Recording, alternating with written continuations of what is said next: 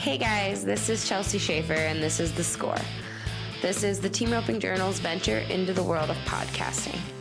On this show, you'll be able to bring the Team Roping world's movers and shakers on the road or to the office with you. They'll be telling stories and talking through some of the issues facing this sport. As the editor of the Team Roping Journal, I'll be your host. Hey Tara. Good morning, Chelsea. How are you? I am good. How are you? I'm good. Let's get into this. What's new in the team roping world? Yeah, well, the team roping world is still in high gear, midsummer, as we're recording this. Mm-hmm. This episode is with Kory Koontz, who had a killer 4th of July run with Dustin Skiza. He is making a return trip to the finals at this point. It looks like he's got... Kory Koontz has $74,000 won here at the end of June or July, so that's really exciting for Kory and Dustin. Glad to see them back at the NFR. This is a really cool time of year because certain guys already have clinched their trips to the finals. So there's lots of guys that have been there before, maybe in the top 5 in the world right now. But on the heel side, Trey Yates has $66,000 won here in the end of July, which is super exciting because he's almost got the finals made. Last year, that would have about made it. He's got still 2 months left of the regular season, so exciting for Trey, who was our last episode. And on the head side, Bubba Buckaloo, who we've done a lot of editorial with lately. He's great to work with. He has his first finals made with $72,000 won. So that's pretty exciting. Bubba just won Nampa to kind of clinch it. And he's roped, I talked to him yesterday, he's roped with 7 different healers this year. So. Jeez Louise. Yeah. So we're rocking and rolling. What about USTRC news? Yeah, we are about 2 months away at this point from the entry deadline for earned entries to the U.S. finals. So September 21st, 2018 is the date you need to have your earned entries postmarked by and stall reservations to receive the standard rate. I know last year people were a little surprised at stall prices because they maybe didn't read their flyers to see that it is an extra $20 per night if you postmark your stall reservations after September 21st. So if you think you're going to go to Oklahoma City, get those reservations in, get your entries in sooner rather than later. Okay, so tell us about World Series. The Heartlands are a big push right now. We just finished the number 11 Heartland in Stephenville on the 19th of July. The number 8 in Hamilton, Texas is next on August 31st. And then the number 9 in Stephenville is September 27th. So far, we've given out well over $700,000 at the Heartland roping. So make sure you don't miss those, especially if you're in the next 2, like I said, or the 9 and the 8. So. Hey Tara, before we go any further, can I tell you a funny story? Please do. So everybody that's been listening to this podcast regularly has probably heard my little promo for US Rider, which is an awesome roadside assistance service that sponsors this podcast. Well, funny, that promo I talk about my husband running out of fuel on the side of the road in his new pickup. Well, it was my turn last weekend to run out of fuel on the side of the road in that same pickup. Let me tell you, it said low fuel, and then it was shutting down within 10 miles. So that was cool. And it just so happened I called some family friends, the Fillmores, who were on their way back through the same town we were in. And they were listening to my podcast with me talking about breaking down at the same time. Well, there you go. Good job, US Rider, yeah. for being there. And make sure you guys listen through the whole entire episode for a promo. Yeah, if you keep listening in this episode, I will give you a promo code to get a discount on your US Rider membership and get some extra benefits too. So don't forget. All right. Well, that wraps it up. Lead us into today's episode. Yes, I am so excited for you to hear this episode. This is Kory Koontz. He is a legend. He has been there, done that, and this year he is in the hunt for the gold buckle he so truly deserves. So we talk a little bit about that, about the monkey on his back with not having a gold buckle, the great horses he's had in his career, and his partnership with Dustin. So I hope you get as much out of this episode as I got out of the conversation I had with him. All right. Thanks, everybody. Enjoy. Where are we right now? We are at Rick and Jimmy Joe Montero's in Greeley, Colorado, and they've always been really good to me. give me a place to hang out, rope, just kind of recuperate. And that's what I've been doing after the fourth run, and get to come back here and kind of regroup and get ready for next week. Yeah, the fourth run. How long have you had your PRCA card? 30 years? Oh, gosh, almost. Yeah, and so Yeah, 28. 28 years. Best fourth run in 28 years? Yep, by far.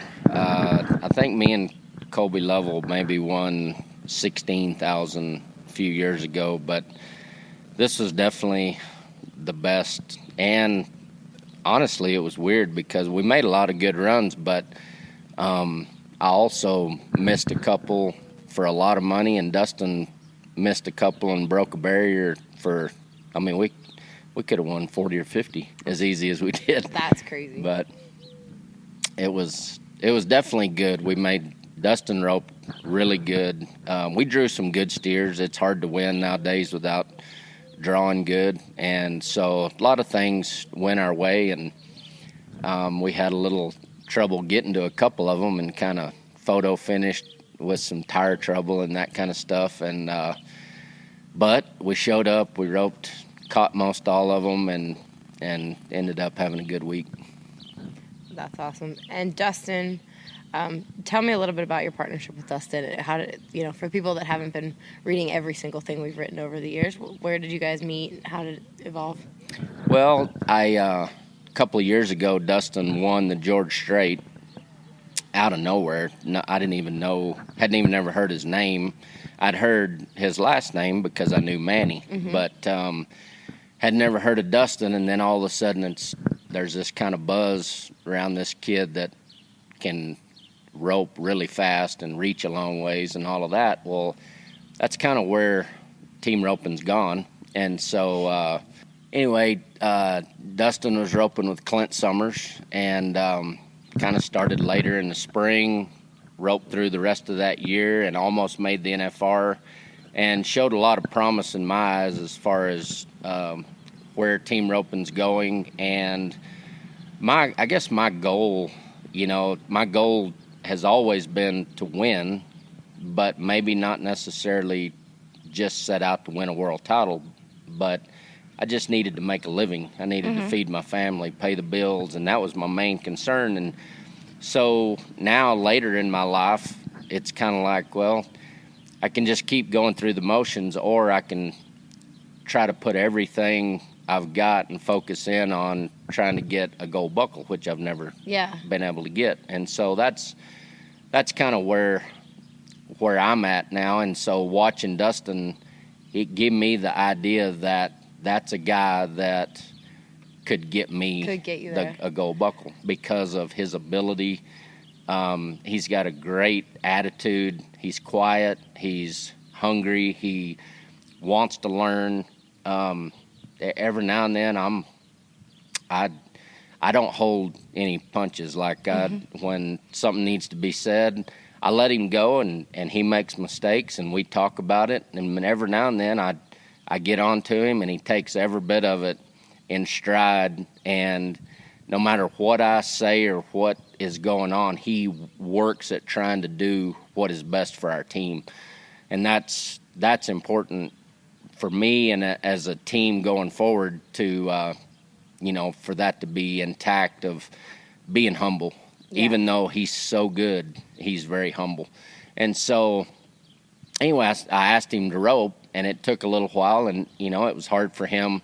Him and Clint are good friends, and he finally kind of come to the conclusion that he decided that it would be a good move for him moving forward to rope with me. And so I got that opportunity, and we had last year we started off great, and then from Reno all the way to Cheyenne, we won 0. And that was really tough, but he kept his head up. For me, that's really impressive for a young kid. Yeah, because it could have really put a hamper on his career moving forward to have that big of a downtime of as far as winning, because he wasn't roping great, but he turned quite a few steers and I couldn't catch. And so we went to work on some different things, issues that we've talked about as far as how he gets it on the steer, how much he moves forward, how much you utilize the space in the arena to handle the steer, to pull the steer, to give me a shot to catch the cow, and cut out some of the mistakes that were going on pretty consistent. And so by working through that and then going into this year, we had a good NFR, not great, but dang sure good. Mm-hmm. And then our winter time was pretty good. And then now we're back to this time where we did so bad last year. And now we're, all the things we've worked on, we're starting to see some, payoff as far as catching steers. Him doing what he's so good at, but yet really making the steers healable, and me catching and us finishing runs that are, that we feel like we can keep moving forward and keep doing. It's not just an accident that we're catching fast. Yeah. So, you brought up the gold buckle, and you said, you're not going through the motions anymore. You're kind of hungry again. If you had won a gold buckle, say, the year Jake lost his thumb, would you be here right now? It's hard to say. I do have to make a living. Mm-hmm. And, I never thought that I would still be roping after 40. I had said for years that, after I'm 40, I'm going to be done, and I'm going to all these things. But yet almost kind of turned on against what I've always said. I feel like now the fact that I still have the ability to compete at the highest level, I have the ability to do what I love to do, and it's a blessing to be able to continue to do it and still be competitive. Mm-hmm. My biggest fear is that I keep doing it after I've lost it, and I don't want to do that. So as long as I can continue to be a good partner, to rope at a high level and win, then I'll keep doing it for a little while longer. And and I do want to, I want to end up number one. Never done that. So that is a goal, but I am at a place in my life that if that doesn't happen, I can look back and be real happy with the career that I've had. Mm-hmm. So that sounds like what success looks like for you as far as all that. What would failure look like? Oh, I don't feel like in the team roping world I couldn't fail now. I mean, that's awesome.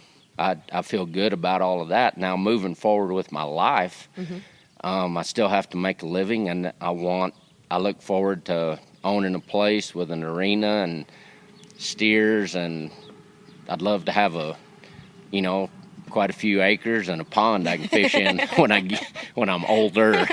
But I'm gonna keep doing this. I'm gonna give lessons. I love teaching team roping. I love making heel horses, those kind of things. So that'll be my job from now on until I can't do it. Yeah. And as long as I am blessed to, I live with diabetes, but I'm healthy. I feel good, and I've gone through some ups and downs with that, but as long as I'm healthy and I can keep roping and I can keep, I'm going to move on past the competition, roping at the highest level, but I'm going to continue to do what I love to do, and that's just team roping.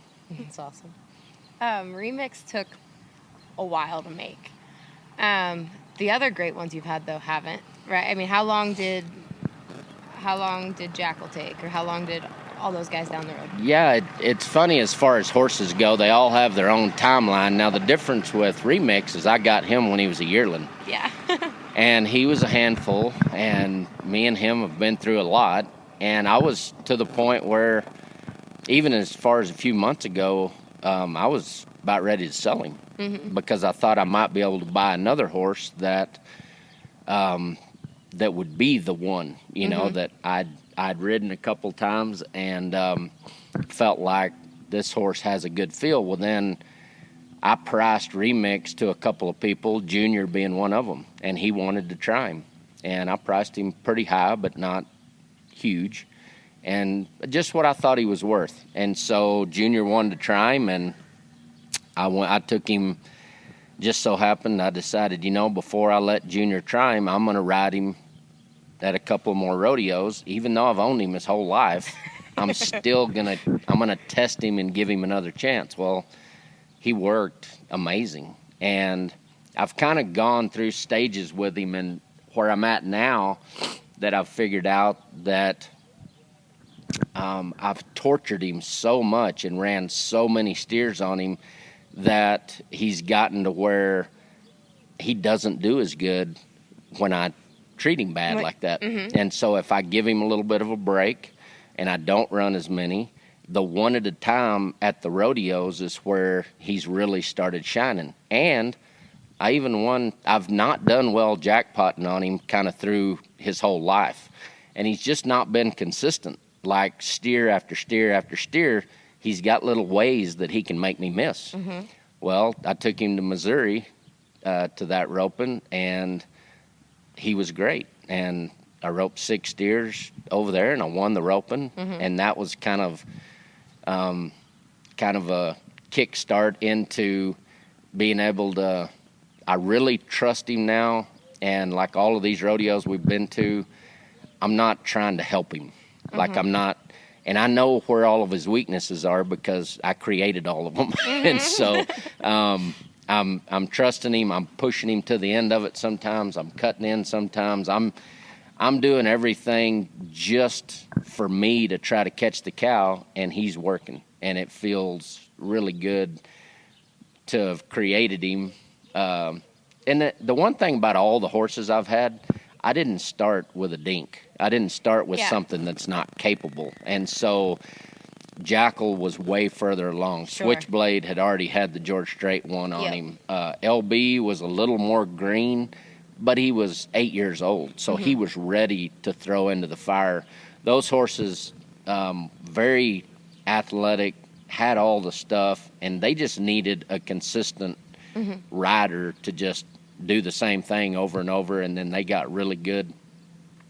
So it seems like it's taken way longer with Remix, but if I'd only got him a year ago, then it would have seemed like he came right along too. I think it's just because, like, I always think of Remix because I've seen you ride him at our photo shoots for the last forever. Yeah, long time. 6 years, 7 years, and you'd be like, "Oh, he's coming, coming," and then you'd show up on an older horse or something at the rodeo. Right. So. Yeah, and it almost is almost like I feel like I let Remix know that I could sell him, and then he was like, "All right, well, I'll show you that I'll work." And how's he bred? His daddy is One Hot Jose, which was a horse that I saw Joe Brayman own the horse. I think Bobby Lewis had the horse at one time, and he was shown in the AQHA deal, head and heeling, maybe even roping calves. Tyler Magnus rode the horse after Joe Brayman got him, and I saw that horse, And then a long, long time ago, when I was first in the PRCA, Joe Brayman and I were buddies, and his horse was crippled or something, and we had went down and stayed at his place, and I let him ride Iceman at a couple of rodeos. So once he started his breeding program and getting some colts and stuff, he had told me a couple different times, "Hey, I'm going to give you a colt sometime. When I figure out the right one, I'm going to give you a colt." So I get a call one night, and he said, "Hey, I got a trailer coming to Post, Texas," and that was only a couple hours from where I lived. And he said, "There's a colt on there for you, a little dun, and if you go pick him up, he's yours. You can have him. And if you don't want to, well, then I'll just, when the trailer gets home, I'll kick him back out." So it was, I went and got him, and it took me 3 hours, I think, to get him in the trailer. And that was just the start of our journey. And at one time, I was ready to give him away. I mean, he tried to kill me just as much as I tried to kill him. And, it takes a long time to actually make a horse, and he's 11 now, and it seems like a lifetime, but honestly, this is the age that the best horses are their very best. Yeah. And so he's really probably right on track, but to say the least, me and him have been through a lot. And he's taller than some of your other good ones, right? Like, he's taller and lankier than, say, Jackal or Switchblade. Yeah, he's honestly built a little bit odd, a little bit different, or a lot different than most all the other really good heel horses I've had. He's a little longer, a little skinnier. One thing about him with the way he's built is he just glides. Like, you don't hardly feel him move. He's got a stride to him that is really smooth, and he can really run. But yet now he's got to where he'll gather up, he's been a big butt dragger his whole life. And so when he gets on his butt and pushes through the turn, you never really feel him move underneath you. It's really smooth, and he's strong. I mean, the neat thing Dustin likes is when it hits the feet and comes tight, the steers are coming back to me, and it helps the finish and all of that. So that's, those are things that help, but it's also taken a while to get him to where for a long time I needed to ride him out real wide so that his stride fit how he was coming into the corner.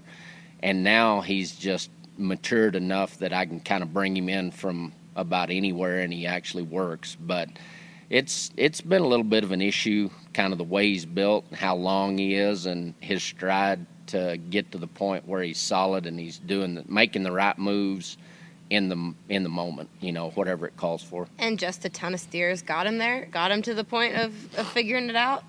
Yeah, I think roping a lot. Also, even though he didn't feel good there, it's where I wanted to be.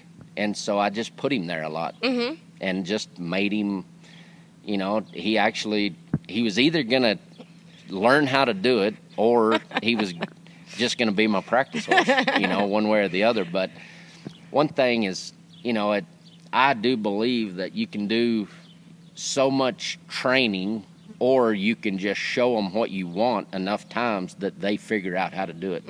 Because a horse really, if you have a good relationship with your horse does want to please you.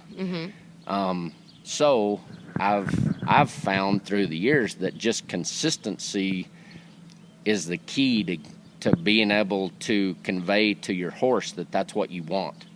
The more you show them, the more you're consistent with the way you show them, then the more they learn and actually start to get what you're asking them to do. And if you're inconsistent with the way you ride them, then your horse is always a little bit confused on what you really want. And so I think that's part of it, but, there's an individual journey with each horse. Yeah. And they all kind of have their own time and their own way of getting it. And it's taken a little while with him, but I think he's coming around now. Yeah, I think so. Don't forget, this podcast is supported by U.S. Rider, the premier equestrian roadside assistance program in the industry. You've heard me talk about it every episode since the start, and now I want to give you a promo code so you all can subscribe and save money too. You get 14 months for the price of 12 with the promo code PC718. That is P as in Paul, C as in cat, 718. You only get it if you're listening to The Score. This is a Score exclusive promo code. So head on over to usrider.org and subscribe. So I'm always fascinated by, we know you've had 30 years in the PRCA almost of experience with horses, but before that, I mean, did you start out as just some punk kid that could get by on any colt and just needed transportation, or did you grow up, how did you grow up? Were your parents horse trainers? Tell me a little bit about that. Well, I grew up in the feedlot. My dad was a bareback rider and had never roped, and then kind of started messing around roping.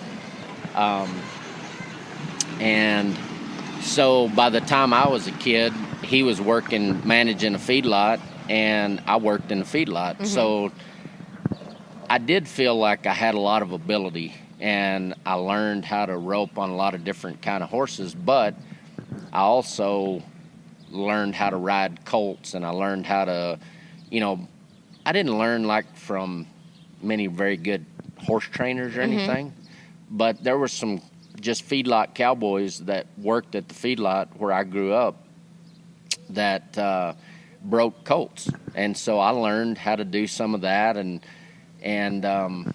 making them turn around, making them move off your feet, just kind of the basic things. And then along, I had several pretty good horses kind of through my high school years. Did you high school rodeo?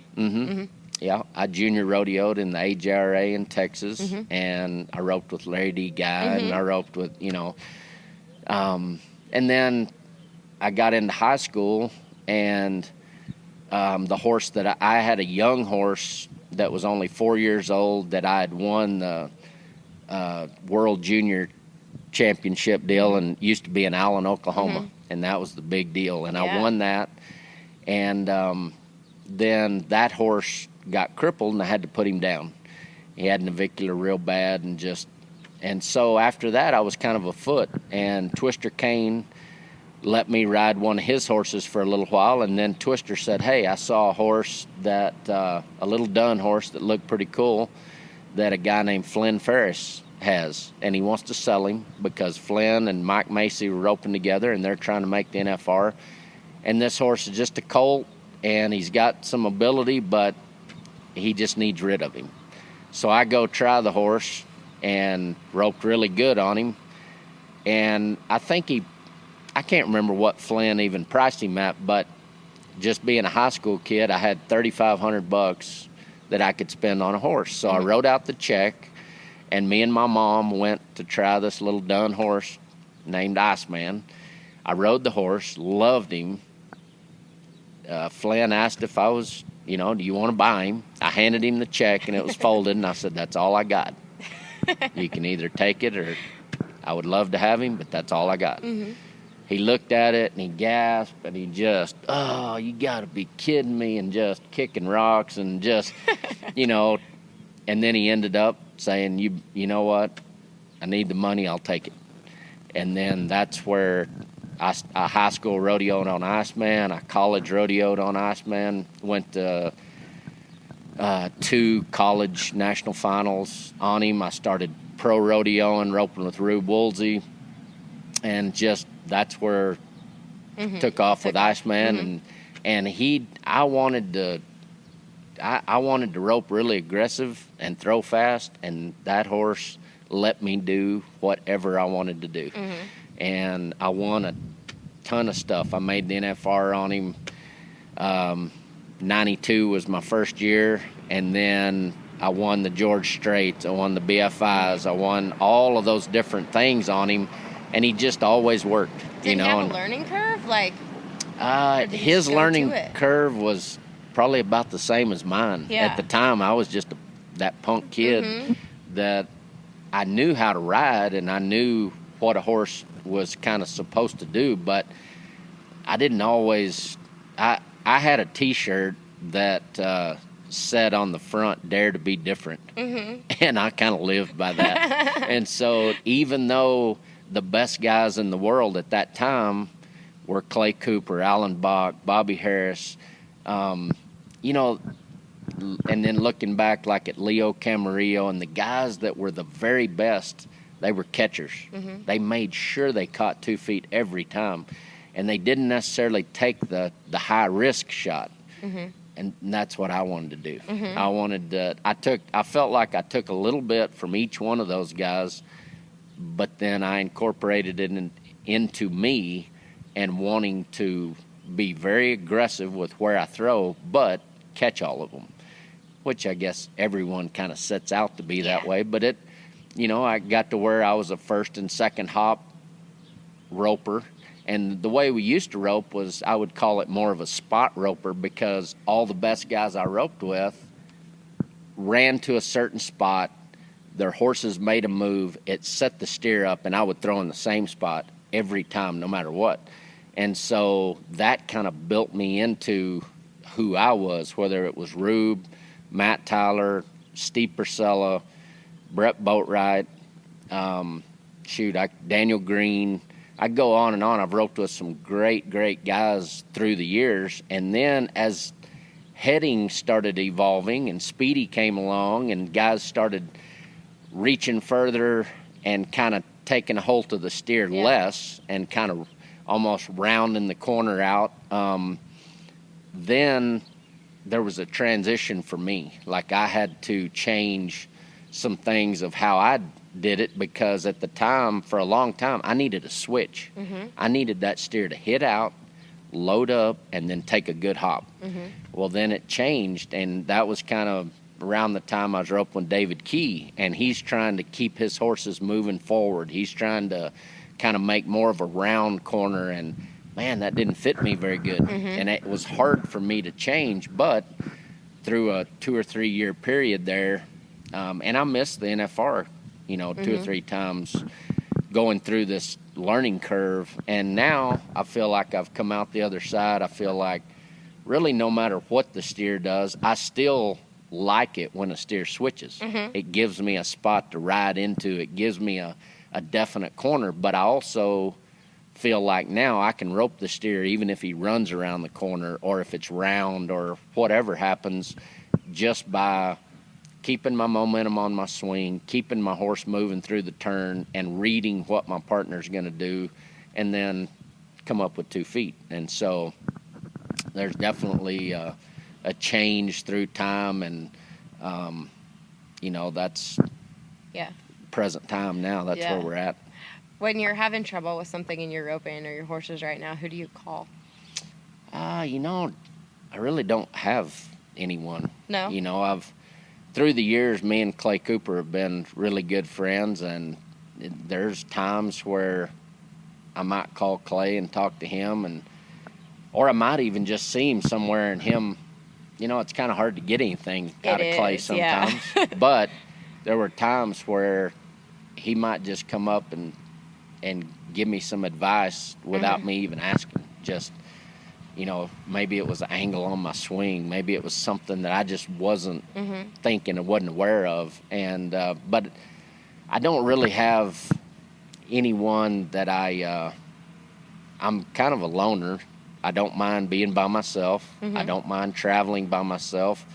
I don't need a lot of cronies around me or anybody telling me that I'm doing great or not or whatever. And so I really don't have anybody that I just talk to all the time, or I go to if I'm struggling a little bit. I watch my own videos a lot, and I'll watch other guys' videos, and I'll try to break it down to the point where I realize what I'm doing and how to move through it, how to get through it, and how to do a better job. And then there's just no really replacement for just working hard at it. And so I really don't have that person I call. But if you, at this level, how much help are other guys to one another, or like, are there secrets that guys want to keep for themselves? Like if Jade's working on something, is that Jade's secret? Or if Clay's working on something, does he always share everything? How forthcoming are people?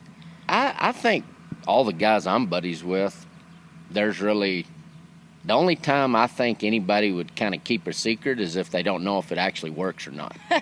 They might be trying something and it's like, not really sure 100% if I really truly am going to count on this, but I'm going to keep working at it. I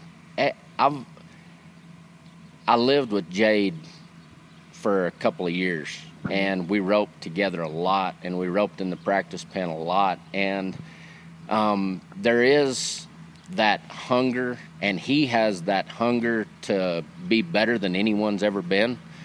And so I think he is constantly kind of trying some new stuff, and I'm old school enough that my advice to him was, hey, don't try to reinvent the wheel.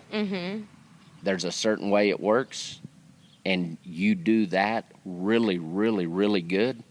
Just keep doing that, and so there's a certain amount of different guys' minds are different, and Jade has a real intricate way of thinking about team roping and how it all works, and anybody that knows him would know that.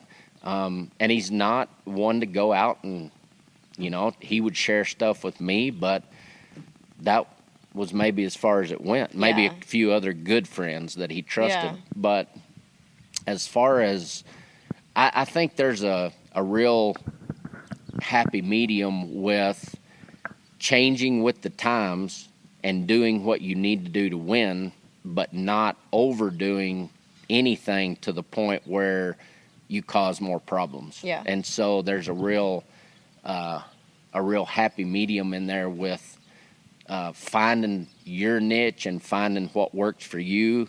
Ride good, set the shot up, heel the steer. Keep it as simple as possible. So, but I say keep it as simple as possible, and we could sit here for 2 hours and I could break down heeling to the point where you're like, golly, I was better off before I ever heard anything you said. So, it takes a combination, I think. Yeah.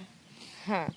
What, you said ride good. What does riding good mean to you? Riding good to me is doing what your horse needs to make him the best he can be. I think it's being balanced. It's being, using your left hand and your feet at the same time to position your horse so that you set up your shot so that you can make your shot, and you do it in a way that your horse wants to keep working for you. It's building confidence. I've always felt like I build confidence in my horses, and they want to do good for me. They want to work for me. And some people might look at me like, you know what, they're a tool. You use your horse, and when you've used him up, then you get another one.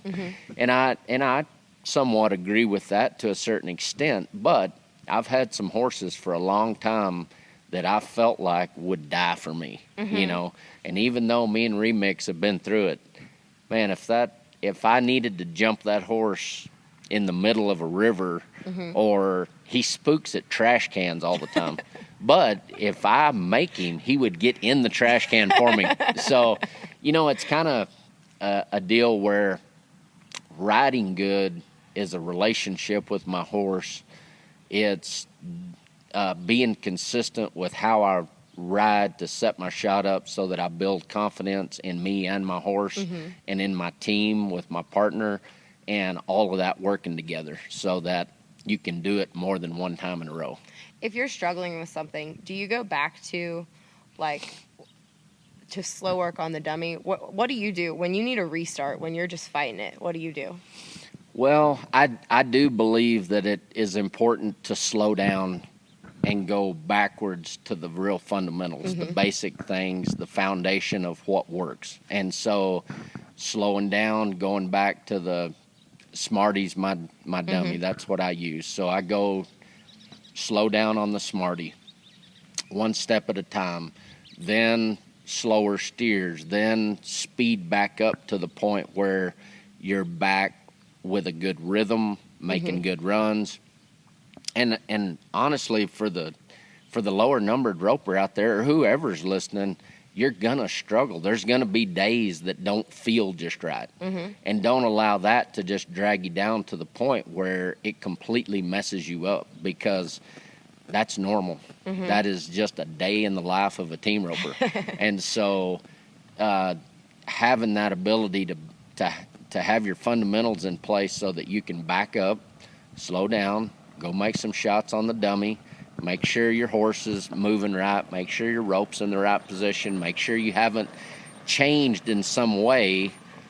If you're just roping competition all the time, maybe you've moved your hand a little bit, or maybe you're leaning a little bit, or watch your videos, see. And then if you need some reference, well, then go watch Jade, go watch Travis Graves, go watch Clay Cooper, go watch the guys those Junior Noguera. Now, Junior does some off-the-wall stuff. Yeah, maybe don't watch too much. And has the ability to do a lot of things that are not good, but it'll give you a different look. It'll give you a different idea. And so those are things that will help you see it in a different way. You can't do something unless you can see yourself doing it. Mm-hmm. And so if you're confused about something, well, then you have the videos and all of that are at our fingertips now where they didn't used to be. Yeah. And so the ability to go watch that stuff and see that stuff and get video of yourself. You need to be able to watch yourself do it, because a lot of times I feel one thing, but then I watch it and it looks different. Mm-hmm. So being able to combine the two and know what I felt in a moment and what it actually looked like in that moment, I can work that out to the point where I start getting better results. And so all of those things, if you're not using those, then you're just not cashing in on what's available. Mm-hmm. All the wisdom in your head and all the schools that you do, your kids don't like to rope, right?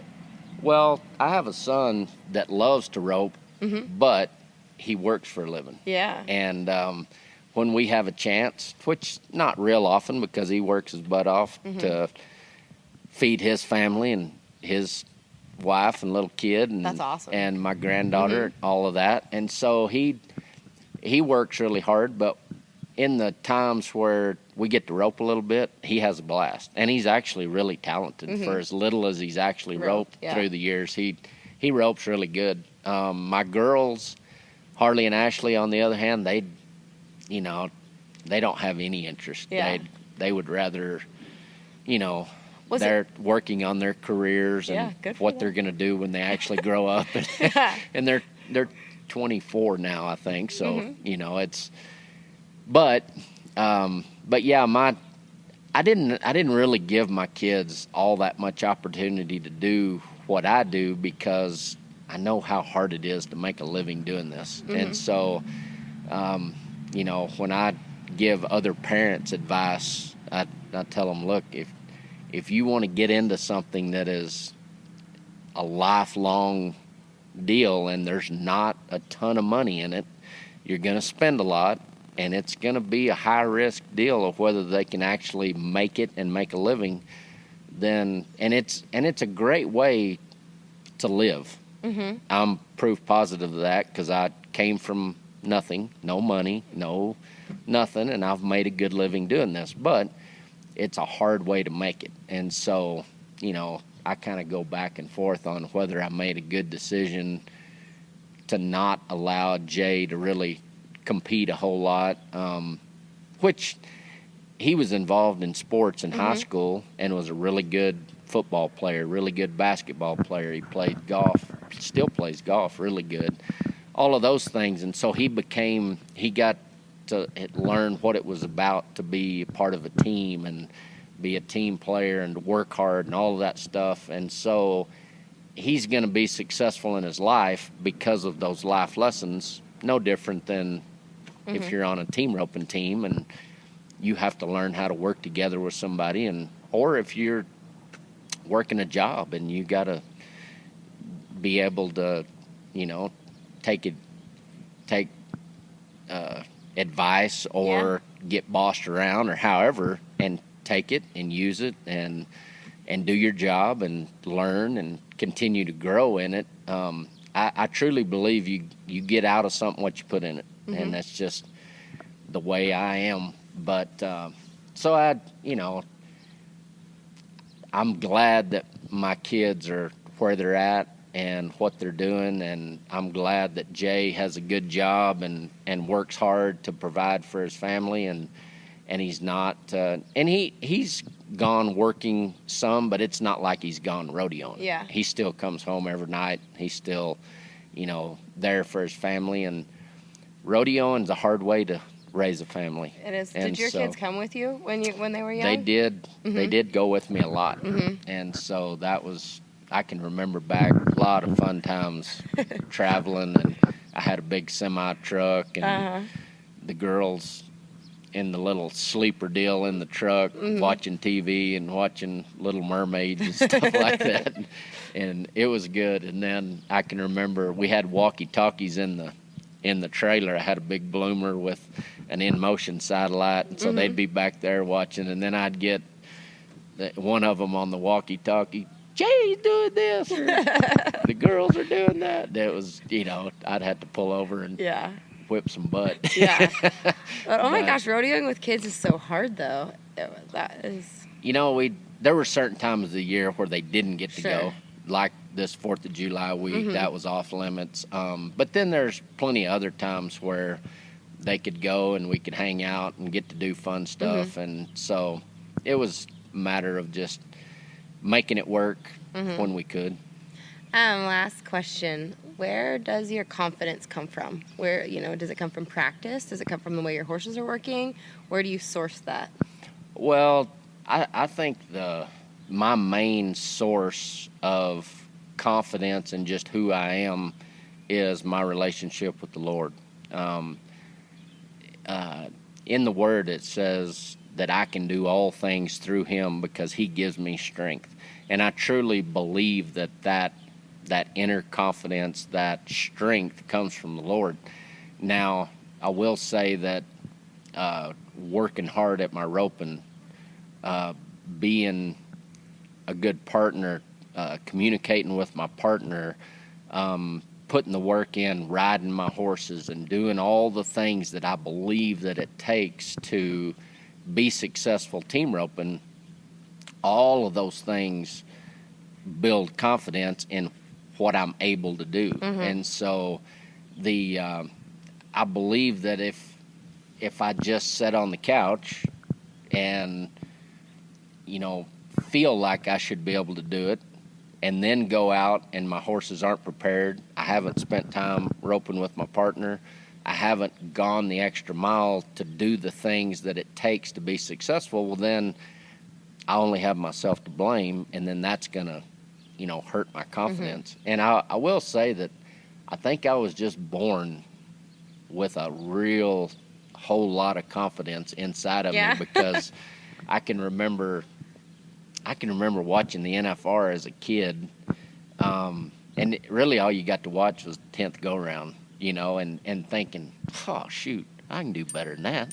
I don't know why I didn't catch that one. I know good and well I could have, and it was like, and I could miss and miss and miss and miss and still feel like when I rode in the box the next time, there's no way you're going to make me miss. And so I think a certain amount of that confidence was just instilled in me from, I don't know if my dad, my mom, if they're that way, they don't compete, so I don't get to see that. But I think in business, in the jobs they do, they've always kind of been that way. And so I think I just kind of got some of that along the way. But I'm really hard-headed.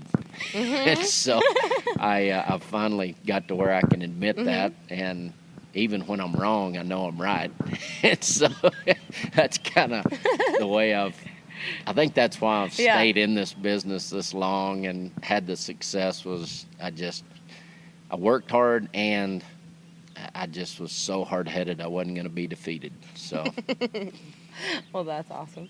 That's good to hear. Thanks, Kory. You bet. Thank you. I appreciate it. Yep. Remember to like and share this podcast, guys, on all of your social channels, and leave us a review so that more ropers can find it. If you're on iTunes, SoundCloud, or Stitcher, you do have the option of writing us a review, letting us know what you think, and I promise I read those, I take them to heart, and we definitely give you a response back. So thank you all. Have a great weekend.